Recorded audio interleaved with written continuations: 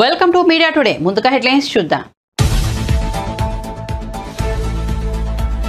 చంద్రబాబు కుటుంబాన్ని విమర్శించే స్థాయి నానికి లేదన్న కేసినేని చిన్ని. సొంత డబ్బా కొట్టుకోవద్దంటూ కేసినేని నానికి హితవు. స్థాయిని నిర్ణయించాల్సింది ప్రజలనని వెల్లడి. కేసినేని కుటుంబ గొడవలతో చంద్రబాబుకు సంబంధం లేదని వివరణ. ముఖ్యమంత్రి రేవంత్ రెడ్డితో Google vice president Chandrasekhar Thota భేటీ. రాష్ట్రంలో పెట్టుబడులపై ముఖ్యమంత్రి వైస్ ప్రెసిడెంట్ మధ్య చర్చ. నాణ్యమైన సేవలు అందించేందుకు తమ వద్ద సాంకేతికత ఉందన్న చంద్రశేఖర్.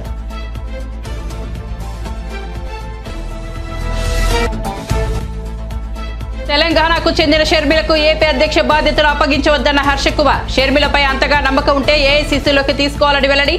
తెలంగాణ బిడ్డగా రాజకీయాల్లోకి వచ్చానని షర్మిల చెప్పారని వెల్లడి.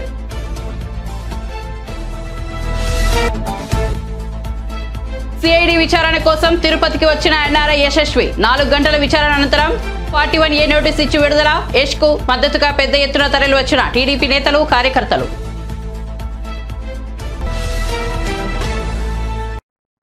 ఇక వార్త వివరాల్లోకి వెళ్తే, పూర్తి వడ్డీ భారాన్ని ప్రభుత్వమే భరిస్తూ ఒక్కొక్కరికి 10,000, అంతకు పైగా 3,95,000 చిరు వ్యాపారులకు 417.94 కోట్ల వడ్డీ లేని కొత్త రుణాలు. మొత్తం 16,73,576 మంది లబ్ధిదారుల్లో ఈ విడతలో చెల్లించాల్సిన 5.81 లక్షల మంది లబ్ధిదారులకు 13.64 కోట్ల వడ్డీ రీయింబర్స్మెంట్ కలిపి మొత్తం 431.58 కోట్లకు సీఎం క్యాంపు కార్యాలయం నుంచి బటన్ నొక్కి లబ్ధిదారుల బ్యాంకు ఖాతాల్లో జమ చేశారు ముఖ్యమంత్రి Jagan.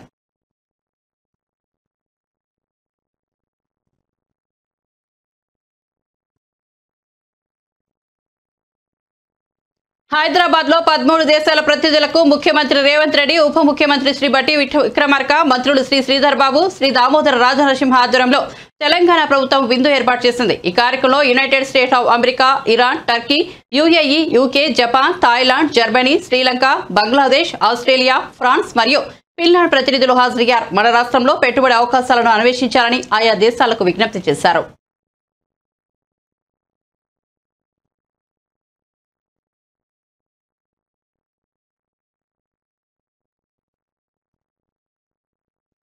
Google vice president Chandrasekhar Thota తన ప్రతినిధులతో కలిసి తెలంగాణ ముఖ్యమంత్రి రేవంత్ రెడ్డిని గురువారం మర్యాదపూర్వకంగా కలిశారు. రాష్ట్రంలో పెట్టుబడులపై వారి మధ్య చర్చ జరిగింది. ప్రభుత్వంతో కలిసి పనిచేయడానికి గూగుల్ వైస్ ప్రెసిడెంట్ సంసిద్ధతను వ్యక్తం చేశారు.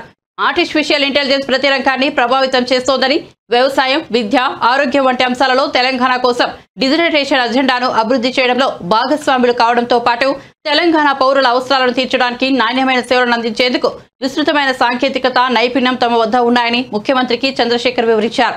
ఈ సందర్భంగా గూగుల్ మ్యాప్స్, గూగుల్ ఎర్త్ ప్లాట్ఫామ్ల ద్వారా సాధ్యమయ్యే రహదారి భద్రతపై కూడా ముఖ్యమంత్రి చర్చించారు. ఈ సమావేశంలో మంత్రులు శ్రీధర్ బాబు, కోమటిరెడ్డి వెంకటరెడ్డి కూడా పాల్గొన్నారు. కేసినేని కుటుంబ గొడవలతో చంద్రబాబుకు గానీ ఆయన కుటుంబానికి గానీ ఎలాంటి సంబంధం లేదని కేసినేని చిన్ని స్పష్టం చేశారు. కుటుంబంలో గొడవలు వ్యక్తిగతమని, పార్టీకి సంబంధం లేదని చెప్పారు. పార్టీ పెట్టక ముందు నుంచి తమ కుటుంబంలో గొడవలు ఉన్నాయని వివరించారు. కేసినేని కుటుంబ సభ్యుడిగా ఎప్పటికప్పుడు తానే సర్దుకుంటూ వచ్చారని తెలిపారు. తమ కుటుంబానికి సంబంధించిన గొడవలను మీడియా ముందు వెల్లడిస్తూ కేసినేని నాని ఎన్నోసార్లు తనపై విమర్శలు చేశారని గుర్తు చేశారు. అయినప్పటికీ తాను ఏనాడు మీడియా ముందుకు వచ్చి ఆయనపై విమర్శలు చేయలేదని తెలిపారు. కేసినేని నాని ఆరోపణల నేపథ్యంలో చంద్రబాబు కుటుంబానికి చిన్ని క్షమాపణలు చెప్పారు. పార్టీ విషయాలు కలపకూడదని ఏ రోజు మీ ముందు మాట్లాడలేదు. నిజంగా మా కుటుంబంలో సమస్యలు ఎప్పటి నుంచో ఉన్నాయి. అసలు చిచ్చు పెట్టింది ఎవరా అనేది మీ అందరికీ తెలుసు. నా భార్య మీద ఒక స్టిక్కర్ గురించి ఒక దొంగ కేసు పెట్టింది మీరు. అంతేకాకుండా నా కుమారుడిని కూడా గ్రీన్ కార్డు రానివ్వనని చెడగొడతానని పలు బంధుమిత్రుల దగ్గర వ్యాఖ్యానించింది మీరు. అంతేకాకుండా కుటుంబంలో అందరినీ రకరకాలుగా వ్యాఖ్యానించారు. కానీ ఏ రోజు కుటుంబంలో ఉన్న బాధ్యతలను ప్రజల ముందు తీసుకురాకూడదనే బాధ్యతతో నేను ఇంతవరకు వచ్చాను. ఇవాళ చంద్రబాబు నాయుడు గారు మేము మా కుటుంబ సభ్యులందరూ తరపున మేము సారీ చెప్తున్నాం. ఎందుకంటే నిజంగా మా ఇబ్బందులని తీసుకొచ్చి మీరు పెట్టారని ఆయన వ్యాఖ్యానించడం చాలా దురదృష్టకరం. అంతేకాకుండా ఆయన ఒక విషయం చెప్పారు, నారా లోకేష్ గారి స్థాయి ఏంటని. ఒక్కడి గుర్తుంచుకో నాని గారు, ఆయన ఒక మాజీ ముఖ్యమంత్రి మనవడు, ఒక ముఖ్యమంత్రి తనయుడు, అంతేకాకుండా ఆయన యువగళం పాదయాత్ర మొదలైతే లక్షలాది మంది తెలుగుదేశం అభిమానులు, కార్యకర్తలు, ప్రజలు ఆయన వెన్నంటి నడిచి ఆయన యొక్క నాయకత్వ పటిమేంటో తెలిపారు. మన కుటుంబం స్థాయి ఆ కుటుంబాలను విమర్శించే స్థాయి కాదు, మనం ఆయన్ని విమర్శించే స్థాయిలో మనం లేవు. మన స్థాయి నిర్ణయించాల్సింది ప్రజలు, పార్టీ కార్యకర్తలు. అంతేగాని మనం ఎప్పటికప్పుడు డబ్బా కొట్టుకోకూడదు. మీరే చెప్పారు చాలాసార్లు, జగన్ ఒక అవినీతిపరుడు, అమరావతిని 3 రాజధానులని అమరావతిని చెడగొడుతున్నారు, ఇట్లా రకరకాల వ్యాఖ్యలు చేసిన మీరే ఇవాళ వచ్చి అమరావతిని ఇక్కడ వేస్ట్ 3 రాజధానులే ముద్దని నువ్వు జగన్ని కాగులించుకుంటే ఇంతకన్నా దౌర్భాగ్యం ఇంతకన్నా లేదని నేను అందరికీ సవినయంగా చెబుతూ, ఇటువంటి మా కుటుంబంలో జరిగిన విషయాలన్నీ అవి మా వ్యక్తిగతం, పార్టీకి ఎటువంటి సంబంధం లేదు. పార్టీ రాకముందు నుంచి ఈ విషయాలు జరుగుతూనే ఉన్నాయి. నేను ఏదో సేవా కార్యక్రమాలు చేద్దాం, కరోనా తర్వాత రాష్ట్రం ఇబ్బందుల్లో ఉంది, ప్రజలు ఇబ్బందుల్లో ఉన్నారు, చంద్రబాబు నాయుడు గారు ముఖ్యమంత్రిగా కూడా లేరు, విపత్కర సమయాల్లో కొంత నేను సంపాదించిన దాంట్లో ఎంతో కొంత ప్రజల సేవా కార్యక్రమంలో నిమగ్నమై వచ్చానని చెప్తున్నా. ఏ రోజు నేను ఎంపీ కింద ఉంచుంటానని అనలేదు, ఏ రోజు మీతో గొడవ ఉందని అనలేదు. మీరు పలుమార్లు మీడియాల్లో నన్ను చులకనగా మాట్లాడినా కూడా కుటుంబ బాధ్యత కింద నేను ఎక్కడా కూడా విస్మరించకుండా నేను అనేది ఇంతవరకు చెప్పలేదు. కానీ మా ప్రజలు కానీ మా కార్యకర్తలు కానీ ఇవాళ మా తెలుగుదేశం కుటుంబం కానీ మీరు చంద్రబాబు నాయుడు గారిని లేకపోతే తెలుగుదేశం పార్టీని లేకపోతే తెలుగుదేశం కార్యకర్తలు తెలుగుదేశం సంస్థాగతంగా నిర్మించుకున్న పార్టీని మీరు విమర్శిస్తుంటే ఎవరో ఊరుకోరు. మీకు హెచ్చరిస్తున్నాను, తప్పక దీనికి శాస్తి అనుభవిస్తారు. ఇప్పటికైనా ఇటువంటి వ్యాఖ్యలు చేయరాదని మీ అందరి ముందు విన్నవించుకుంటున్నారు. మా కుటుంబ గొడవలకి చంద్రబాబు నాయుడు గారికి ఎటువంటి సంబంధం లేదు. మాకు 1999 నుంచి మా కుటుంబంలో సమస్యలు ఉంటానే ఉన్నాయి, నిరంతరం ఉంటానే ఉన్నాయి. అవన్నీ ఎప్పటికప్పుడు సర్దుకుంటా మళ్ళీ నేను సర్దుకుంటా వస్తున్నాను. సర్దుకుంటా వచ్చినా కూడా ఆయన ఇంకా మారకుండా అట్లాగే ఉన్నారు. 2014 ఎలక్షన్లో కూడా దగ్గరుండి చేసి మళ్ళీ వెళ్ళిపోయాను. విజయవాడ నగర ప్రజలకే కాదు మీకు కూడా తెలుసు, నేను ఎప్పుడూ కూడా ఇక్కడెక్కడా కనపడలేదు. నేను సేవా కార్యక్రమాల్లోకి వచ్చినాక ఏ రోజు చంద్రబాబు నాయుడు గారు నన్ను కలవలేదు. ఏదో 2-3 సార్లు కలిసినా కూడా నా సేవా కార్యక్రమాల గురించి వివరించడమే జరిగింది. అంతేకాకుండా తను వెళ్ళిపోదామని గత 4 సంవత్సరాల నుంచి మొత్తం మీకే తెలుసు, అందరికీ తెలుసు, వైసీపీ నాయకులు అందరితోనూ కోవర్ట్గా చేస్తున్నారని ప్రజలందరూ అనుకుంటున్నారు. మీరు చెప్పిన విషయాలు కూడా నేను విన్నాను. కాబట్టి ఆ ప్లాన్లో భాగంగానే ఎలక్షన్లు వచ్చినాయి, ఇంకా పార్లమెంటు టైం కూడా అయిపోయింది. కాబట్టి ఆయన అనుకున్న ప్లాను జరుగుతుందేమోనని ప్రజలందరి అభిప్రాయం. మహామహులు వెళ్ళిపోయిన రోజే టీడీపీ ఖాళీ అవ్వలేదు. తెలుగుదేశం పసుపు కుటుంబం చాలా ఎన్ని కష్టాలు ఎదురైనా ఎన్ని ఎదుర్కొన్నా మీరు చూశారు. 2019 నుంచి ఎన్నో కేసులు జరిగినాయి, ఎన్నో దాడులు జరిగినాయి. అయినా కూడా కార్యకర్తలు పార్టీని ముందుండి నడిచి పార్టీని నిలబెట్టారు. ఇటువంటి వాళ్ళు వచ్చినా పోయినా ఎవరైనా, అంటే నేనంటే ఆయన అని కాదు, ఎటువంటి వ్యాఖ్యానాలు చేసే వ్యక్తులు ఎవరికైనా తగిన శాస్తి జరుగుద్ది. ఏపీ ముఖ్యమంత్రి వైఎస్ జగన్ కు అధికార పార్టీకి వ్యతిరేకంగా సోషల్ మీడియాలో పోస్టులు పెట్టిన కేసులో తెలుగుదేశం ఎన్ఆర్ఐ కార్యకర్త బొద్దులూరి యశస్వి తిరుపతిలో సిఐడి విచారణకు హాజరయ్యారు. తన తల్లి అనారోగ్యం పాలవడంతో చూసేందుకు అమెరికా నుంచి వచ్చిన యష్ను గత నెల 23న శంషాబాద్ విమానాశ్రయంలో పోలీసులు అరెస్ట్ చేశారు. అక్కడి నుంచి గుంటూరు తీసుకెళ్లిన సిఐడి పోలీసులు 4 గంటల పాటు విచారించి 41A నోటీసు ఇచ్చి విడిచిపెట్టారు. ఇందులో భాగంగా సిఐడి విచారణ కోసం ఆయన తిరుపతి వచ్చారు. ఆయనకు మద్దతుగా పలువురు టీడీపీ నేతలు, కార్యకర్తలు కూడా తిరుపతి చేరుకున్నారు. మొన్న 23వ తారీఖు నేను ఇండియా వచ్చాను మా తల్లిగారిని చూడటానికి, అనారోగ్యంగా ఉన్న తల్లిగారిని చూడటానికి. సిఐడి పోలీసులు నన్ను ఎయిర్పోర్ట్లో అదుపులోకి తీసుకొని 41A నోటీసులు ఇవ్వడం జరిగింది గుంటూరు తీసుకొచ్చి. ఆ 41A నోటీసుల్లో 2 ఎఫ్ఐఆర్లలో నేను ఇవాళ ఇన్వెస్టిగేషన్కి హాజరవడం జరిగింది. మేము ప్రజాస్వామ్యబద్ధంగా ప్రభుత్వాన్ని చేస్తున్న తప్పులను ప్రశ్నిస్తుంటే అధికారం అడ్డుపెట్టుకొని పోలీసుల ద్వారా మమ్మల్ని వేధించే ప్రయత్నం చేస్తూనే ఉన్నారు ముఖ్యమంత్రి గారు. జగన్మోహన్ రెడ్డి గారు ఒక విషయం గుర్తుపెట్టుకోవాలి, ఆయన ఆంధ్రప్రదేశ్ రాష్ట్రానికి ముఖ్యమంత్రి అంటే 5 కోట్ల ప్రజలకు కూడా ముఖ్యమంత్రి ఆయన. కానీ ఆయన పార్టీకే ముఖ్యమంత్రి, ఆయన పార్టీ కార్యకర్తలకే ముఖ్యమంత్రిగా వ్యవహరిస్తూ ఈరోజు ప్రతిపక్ష పార్టీ కార్యకర్తలు గాని నాయకులు గాని ఎవరెవరైతే ప్రశ్నిస్తున్నారో వాళ్ళందరినీ అణిచివేసే ప్రయత్నం చేస్తూనే ఉన్నారు నిరంతరంగా. ఈరోజు జగన్మోహన్ రెడ్డి గారు చేస్తున్న అరాచకాలని, జగన్మోహన్ రెడ్డి గారు తీసుకుంటున్న నిర్ణయాలని మేము ప్రశ్నించామని చెప్పి ప్రసార మాధ్యమాలలో మా మీద దొంగ కేసులు కట్టి ఈరోజు పోలీసుల ద్వారా ఈ రకంగా వేధించే ప్రయత్నం చేస్తూనే ఉన్నారు. మేము ఏ రోజు కూడా ఎక్కడా కూడా అసభ్యకరంగా మాట్లాడిన దాఖలాలు లేదు, లేదా మేము ఏ రోజు కూడా ఏ రకంగా కూడా అంటే ప్రజాస్వామ్యబద్ధంగా ప్రశ్నించాము తప్పితే జగన్మోహన్ రెడ్డి గారి పార్టీలో ఉన్న కార్యకర్తల ద్వారా మేము ఏ రోజు అసభ్యకరంగా మాట్లాడలేదు. జగన్మోహన్ రెడ్డి గారి ప్రభుత్వం ఇంకొక 2 నెలలు మాత్రమే ఉంటుంది. అందరికీ జగన్మోహన్ రెడ్డి గారి వల్ల ఆంధ్రప్రదేశ్ రాష్ట్రానికి ఒరిగిందేమీ లేదు. ఆయన ముఖ్యమంత్రి అయిన తర్వాత ఆంధ్రప్రదేశ్ రాష్ట్రానికి 10.5 లక్షల కోట్ల రూపాయల అప్పులు తీసుకొచ్చి రాష్ట్రాన్ని అధోగతి పాలు చేసి రాష్ట్రాన్ని సర్వనాశనం చేసి ఈరోజు రాష్ట్రంలో యువతకి భవిష్యత్తు లేకుండా, రాష్ట్రంలో ఒక రూపాయి పెట్టుబడి తీసుకోకుండా, రూపాయి సంపద సృష్టించకుండా, రూపాయి అభివృద్ధి చేయకుండా, కనీసం ఒక ప్రాజెక్టు పూర్తి చేయకుండా, రోడ్డు మీద తట్టి మట్టేయకుండా రాష్ట్రాన్ని ఏ రకంగా సర్వనాశనం చేశారో రాష్ట్ర ప్రజలందరూ గ్రహించారు. రాబోయే ఎన్నికల్లో జగన్మోహన్ రెడ్డి గారిని చిత్తుగా ఓడించడానికి ఆంధ్రప్రదేశ్ రాష్ట్ర ప్రజలందరూ కంకణం కట్టుకొని కూర్చున్నారు. అంటే వాయిదా ఏం అడగలేదు, చెప్పలేదండి. వాళ్ళు రెండు కేసెస్లో మాట్లాడటం జరిగింది. వాళ్ళు ఏదో వీడియోలు చూపించారు, వాళ్ళు నా వీడియోస్ కూడా కాదు, నేను మాట్లాడిన మాటలు కూడా కావు. అంతా మార్ఫింగ్ వీడియోస్ చేసి ఏదో రకంగా మమ్మల్ని వేధించే ప్రయత్నం చేస్తున్నారు తప్పితే మేము ఏ రోజు కూడా అట్లాంటి వీడియోస్ చేసిన దాఖలు లేవు. కానీ ఏదంటే మేము మాట్లాడింది ఒకటైతే చూపించేది ఒకటి, ఆ రకంగా ఉన్నాయి. సో మేము చెప్పాము అవి మాకు సంబంధం లేదని చెప్పాము. మాకు దగ్గర 31 క్వశ్చన్స్ ఇచ్చారండి. ఆ 31 క్వశ్చన్స్కి మా లాయర్ గారి సమక్షంలో మేము ఆన్సర్ చేయడం జరిగింది. So whatever they asked, వాళ్ళు అడిగిన దానికి అన్నిటి కూడా సమాధానం ఇవ్వడం జరిగింది. లిఖితపూర్వకంగా తీసుకున్నారు. మా లాయర్ గారి సమక్షంలో నన్ను విచారించారు. మా లాయర్ గారిని కన్చూపు మేర కూర్చోబెట్టి నన్ను విచారించారు. నన్ను ఆయన క్వశ్చన్స్ అన్నిటికీ ఆన్సర్ చేయడం జరిగింది. అంటే నాకు ఇంకొక కొత్త ట్విస్ట్ ఏంటంటే, కొత్తగా ఇవాళ విజయవాడ నుంచి ఇంకొక కొత్త ఎఫ్ఐఆర్ మీద 41 నోటీస్ ఇచ్చారు. అది 2/2023 సిఆర్పిసి నంబర్ 2/2023 మీద రేపు 24వ తారీఖు ఇన్వెస్టిగేషన్ రమ్మన్నారు మంగళగిరికి. ఇది కొత్త ఎఫ్ఐఆర్. మాకు అంటే ప్రతిరోజు ఒక న్యూస్ అన్నమాట. మమ్మల్ని ఏ రకంగా వేధించాలి, ఏ రకంగా వెంటాడాలి, మా గొంతులు ఏ రకంగా నొక్కేయాలి అనే ప్రయత్నం చేస్తున్నారు ఈ ప్రభుత్వం. బహుశా అన్నిటికీ సిద్ధంగా ఉన్నాము. తప్పకుండా అన్ని రకాల విచారణలకు ఎదుర్కొంటాము. మేము ఏ రోజు ఎక్కడ తప్పు చేయలేదు. ఎక్కడ కూడా జగన్మోహన్ రెడ్డి గారి అన్యాయాలు మాత్రమే ప్రశ్నించాము. ఏ రోజు కూడా అన్పార్లమెంటరీ కానివ్వండి, ప్రజాస్వామ్యబద్ధంగా మాట్లాడని తప్పితే అన్పార్లమెంటరీగా ఎక్కడ మాట్లాడలేదు. కాబట్టి జగన్మోహన్ రెడ్డి గారు ఎన్ని కేసులు పెట్టినా అన్ని కేసులు ఖచ్చితంగా విచారణకు ఎదుర్కొంటాం.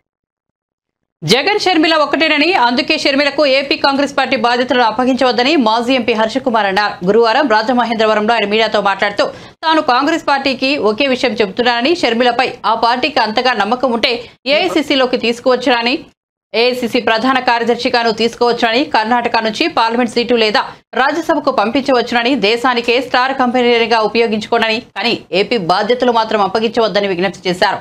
తెలంగాణ బిడ్డగా తాను రాజకీయాల్లోకి వచ్చానని షర్మిల గతంలో చెప్పారని, అలాంటి నాయకురాలు ఆంధ్రాలో బాధ్యతలు చేపడితే వచ్చే పరిణామాలను గ్రహించాలని సూచించారు.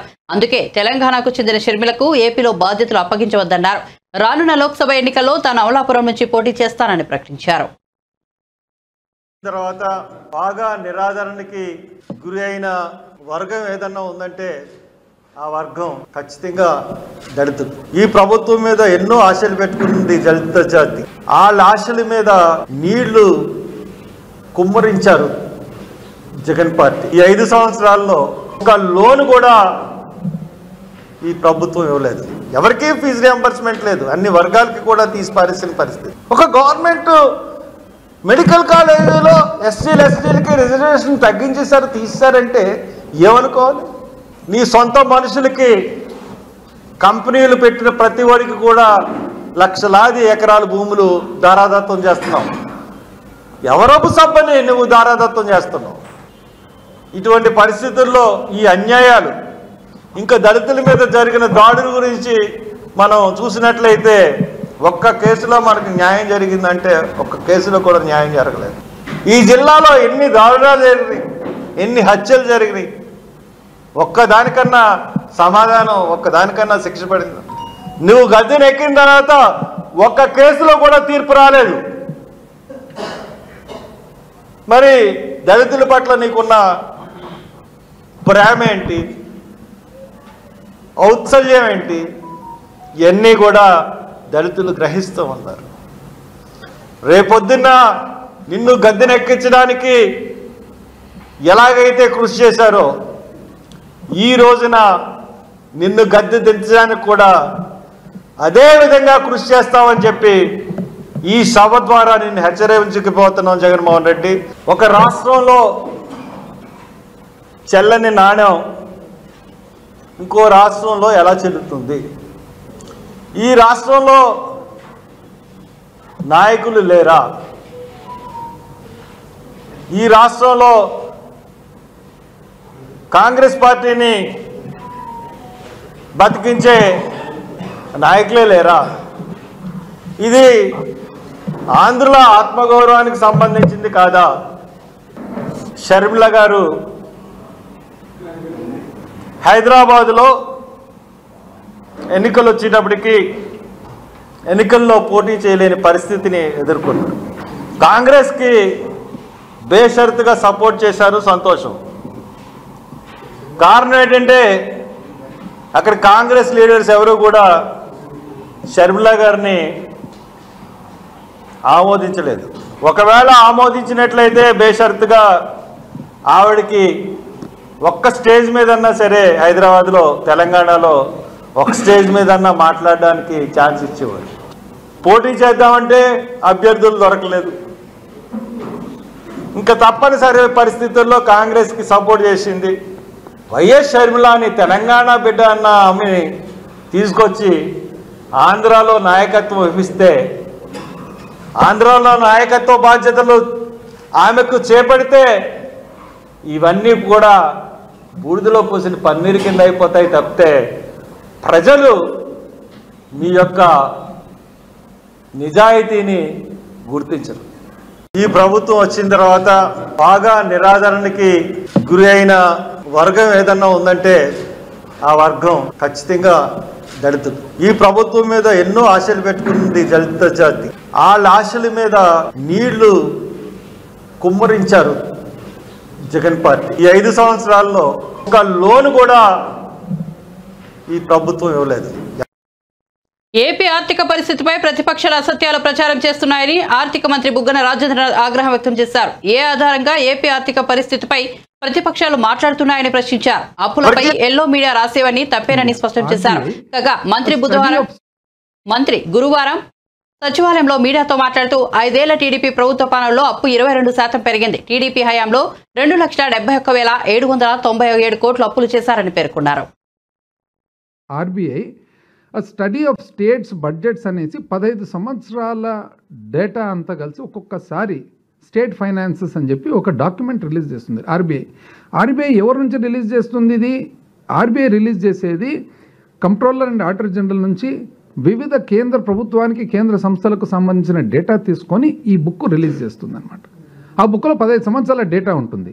ఆ డేటాలో మార్చి 2023 సంవత్సరానికి 4,28,715 కోట్లు, 4,28,715 కోట్లనుంది. ఇది ఎప్పటికీ కంప్లీట్గా ఆంధ్రప్రదేశ్ అప్పు, ఈ ప్రభుత్వానికి కాదు, కంప్లీట్గా ఆంధ్రప్రదేశ్ అప్పు. దానికి గాను 31 మార్చి 2019కి 2,64,451 కోటి.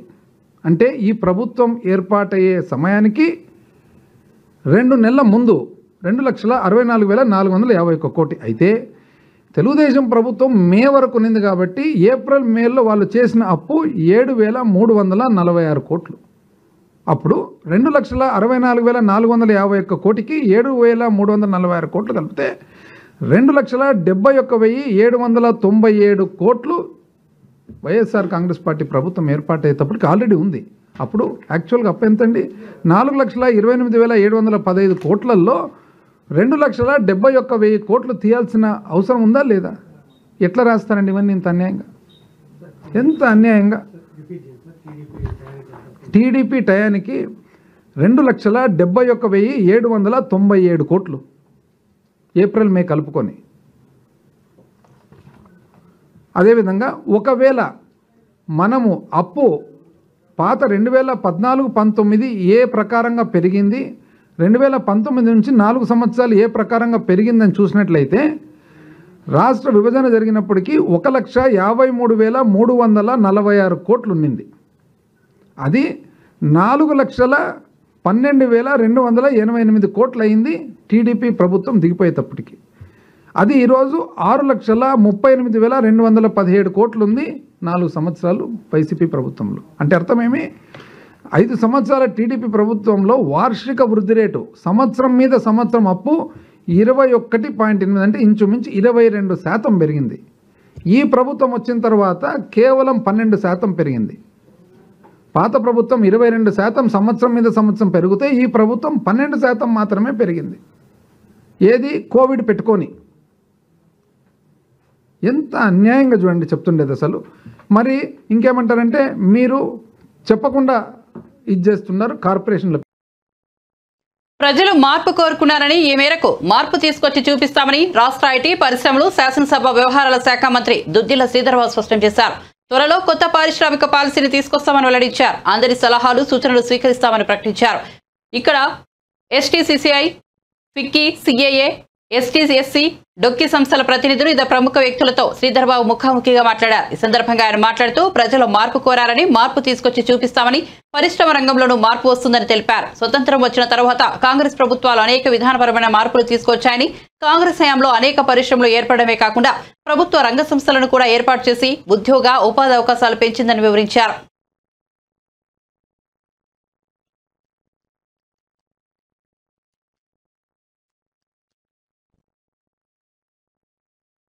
అయోధ్యలో శ్రీరామ మందిర నిర్మాణం బీజేపీ కార్యక్రమం కాదని, దీనిని రాజకీయం చేయడం సరికాదని బీజేపీ జాతీయ ప్రధాన కార్యదర్శి కరీంనగర్ ఎంపీ బండి సంజయ్ అన్నారు.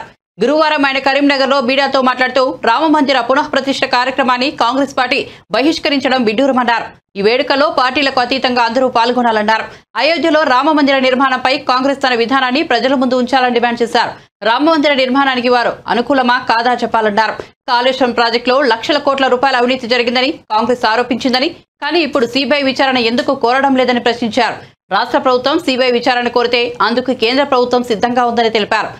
కాంగ్రెస్ ప్రభుత్వం తీరు నిన్నటి వరకు అధికారంలో ఉన్న బీఆర్ఎస్ అవినీతిని కప్పిపుచ్చేలా కనిపిస్తోందని విమర్శించారు. తెలంగాణలో యువతను డ్రగ్స్, మద్యానికి బానిసలుగా చేస్తున్నారని బండి సంజయ్ ఆగ్రహం వ్యక్తం చేశారు. కేవలం మద్యం ద్వారా తెలంగాణ ప్రభుత్వం ప్రతి సంవత్సరం 40,000 కోట్లను ఆర్జిస్తోందన్నారు. విద్యా సంస్థల్లో మత్తు పదార్థాల దందా దారుణమన్నారు.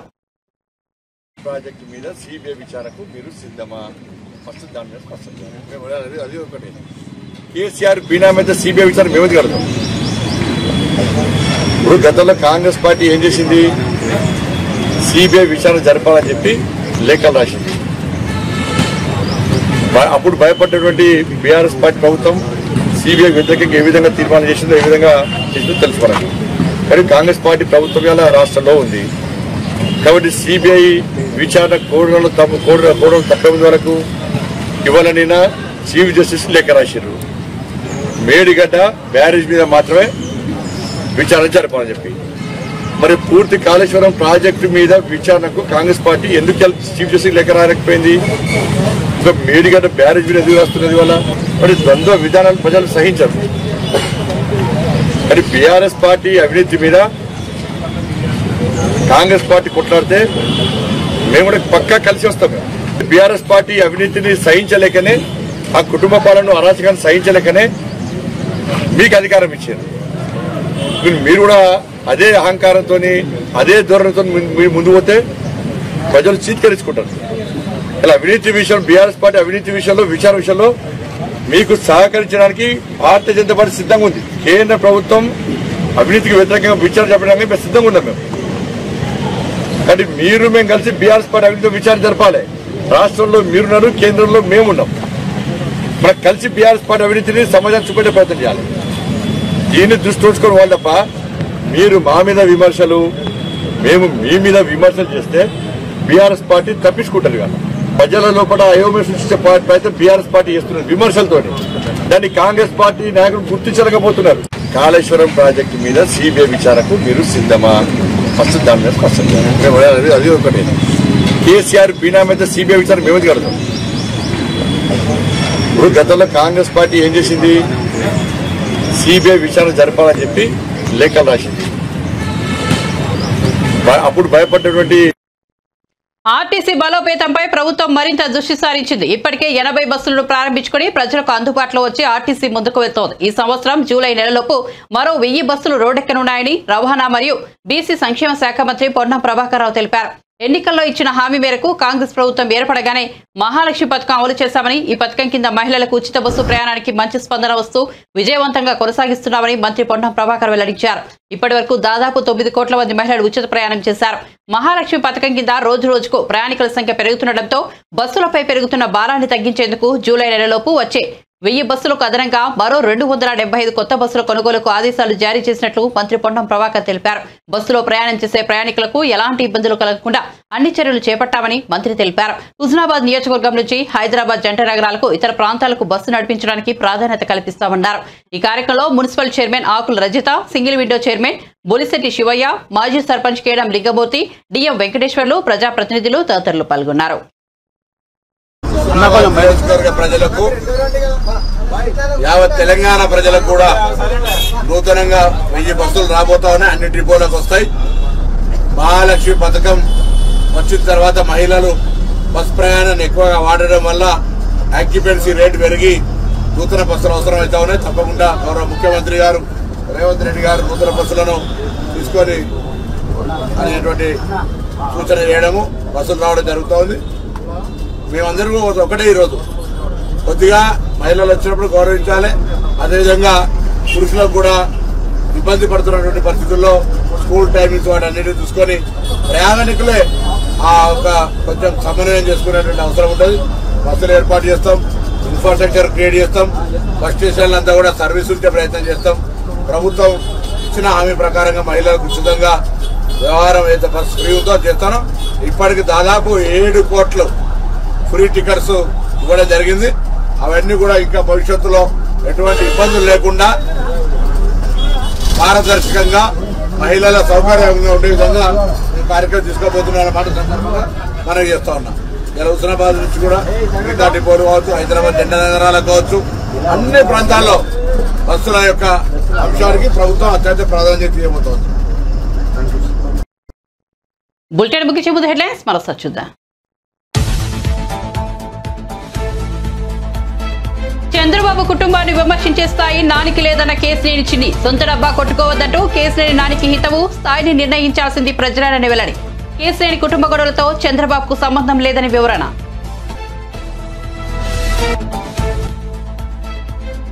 ముఖ్యమంత్రి రేవంత్ రెడ్డితో గూగుల్ వైస్ ప్రెసిడెంట్ చంద్రశేఖర్ తోట భేటీ. రాష్ట్రంలో పెట్టుబడులపై ముఖ్యమంత్రి వైస్ ప్రెసిడెంట్ మధ్య చర్చ. నాణ్యమైన సేవలు అందించేందుకు తమ వద్ద సాంకేతికత ఉందన్న చంద్రశేఖర్.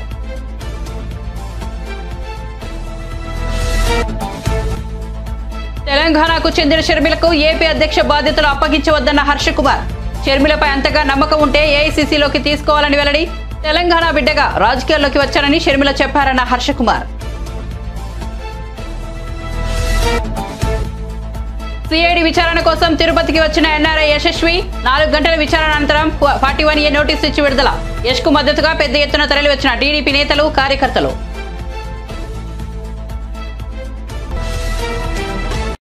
మరిన్ని అప్డేట్స్ కోసం చూస్తూనే ఉండండి మీడియా టుడే.